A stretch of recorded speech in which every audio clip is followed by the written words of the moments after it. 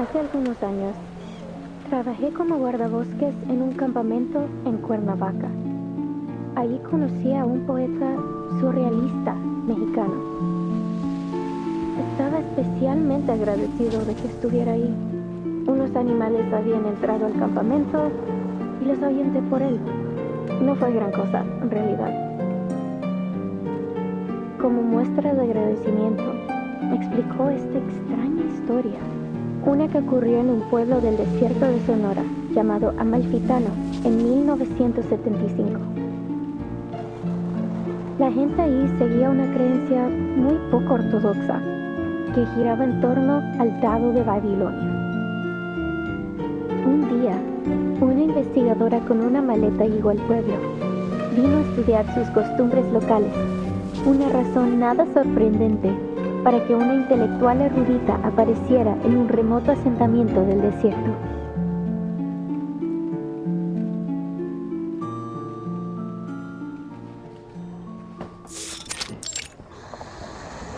But little did she know, this dusty old town and its peculiar custom would lead her down an entirely unexpected path. Hold on. Sorry to interrupt, Recoleta. Does this researcher have a name?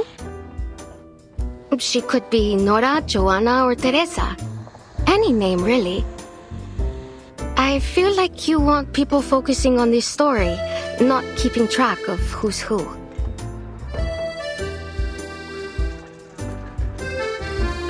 Thank you for your advice.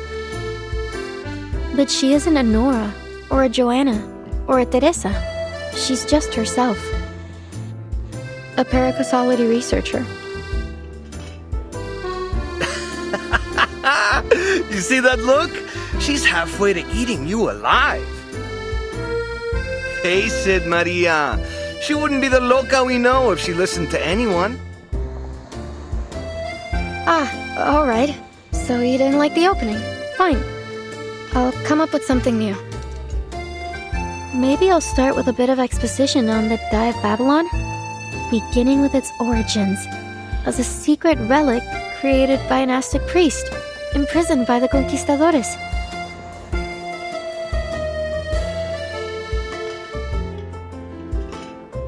I don't know if that's going to do much, hermana. I'm beginning to think we'll never figure out what you're trying to say with this novel. And, well... and this isn't your fault. Ay, Dios. Just tell her, Maria. We're going back to Buenos Aires.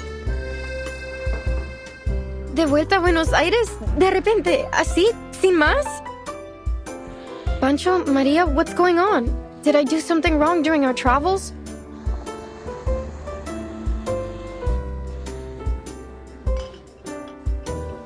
See, I know what it is. I've bored you with my constant rambling over this novel.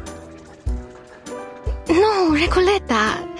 It's got nothing to do with your novel. Don't you get it? We're flat broke. Why do you think we're stuck here scrubbing tables?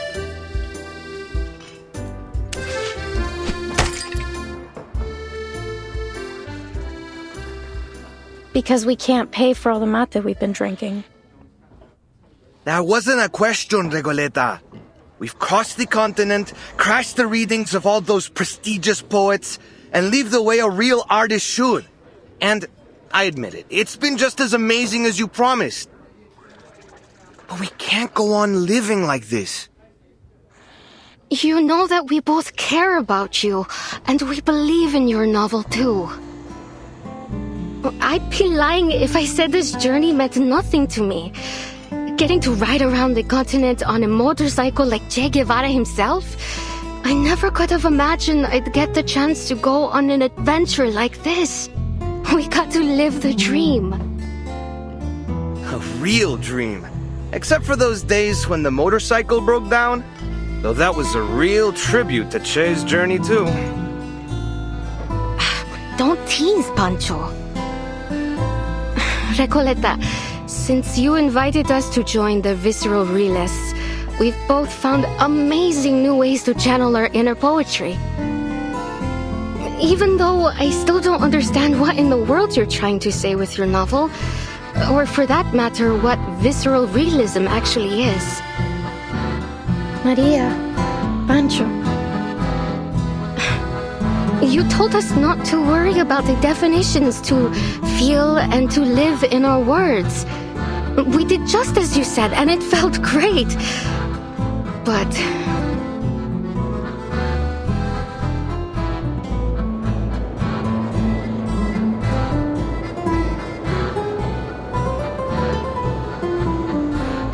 ahora el frío del invierno se instala. Y lo único que parece importante es ese pequeño pueblo ficticio.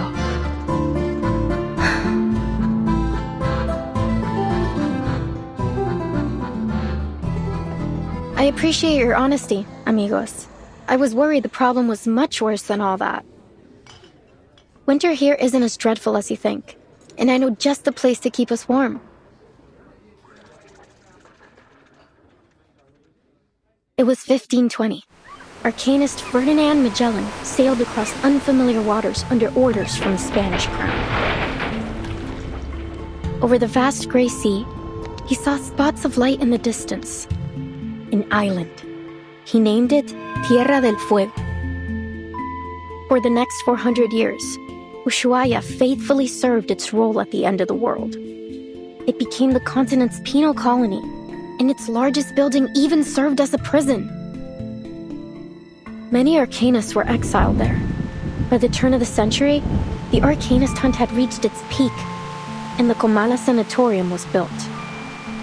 Well, as you may already know, at that time, most Arcanists were believed to be victims of madness. The sanatorium was their ship of fools.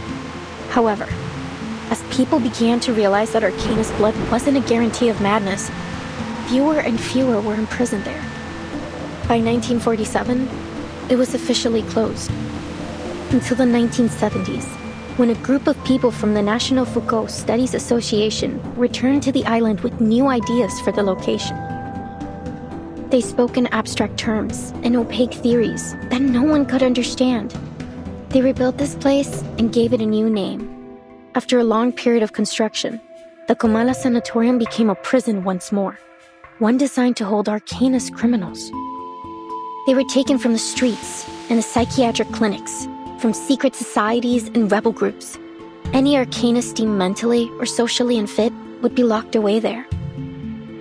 This association claimed the inmates would receive the best treatment, and they would fully recover before being returned to society. A prison, a medical lab, a sanatorium, call it whatever you want. That is what Comala is today.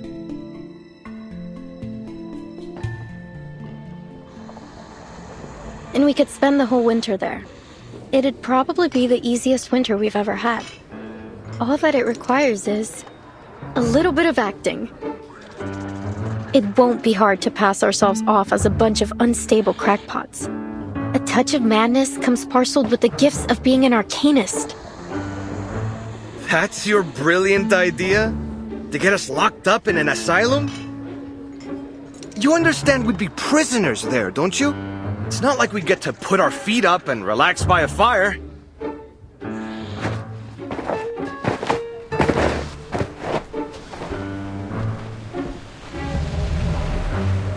You want to go to jail?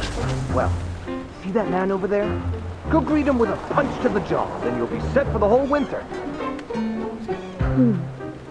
It sounds like a good idea. Recoleta, please. We're not messing with the gendarmeria.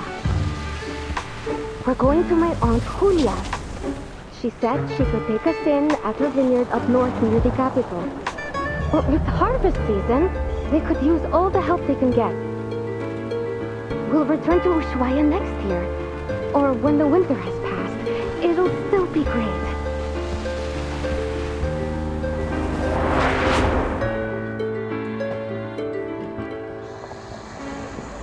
I hear you, amigos. But respectfully, I must turn down your offer. This has been more than just a road trip for me.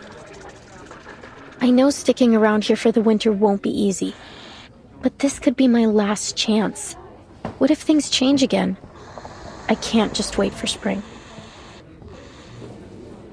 Recoleta. What did I tell you, Maria? She never listens. Wasting your breath. Adios, Recoleta. I don't think we'll meet again. Mierda! Los gendarmes are looking straight at us! What?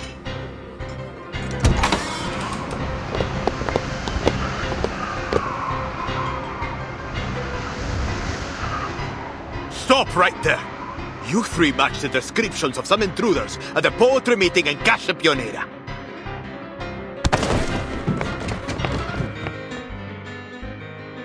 Just when I thought things couldn't get any worse.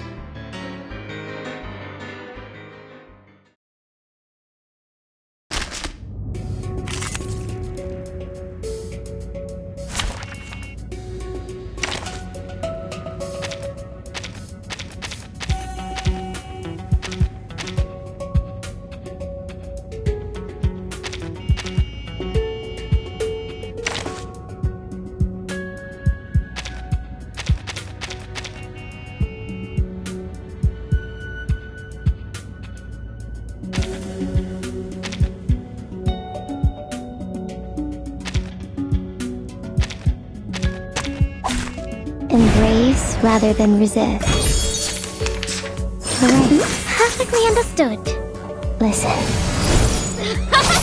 Flee, mortals! Do you have a little faith in me, master? I look forward to punishing you! What's wrong? Good luck. Another it's newly made this year. Journey to the cosmos. There they are. Enjoy!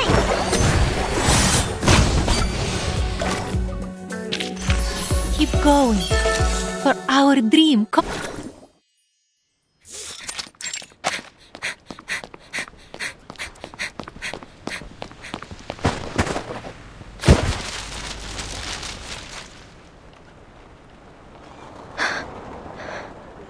Gracias a Dios.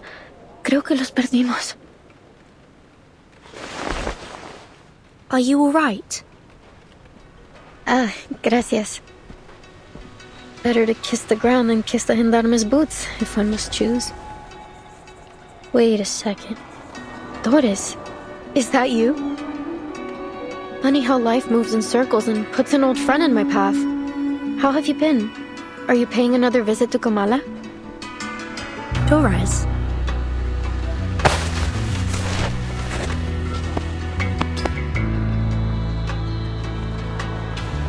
Timekeeper, could she mean our Dr. Doris? Was I mistaken?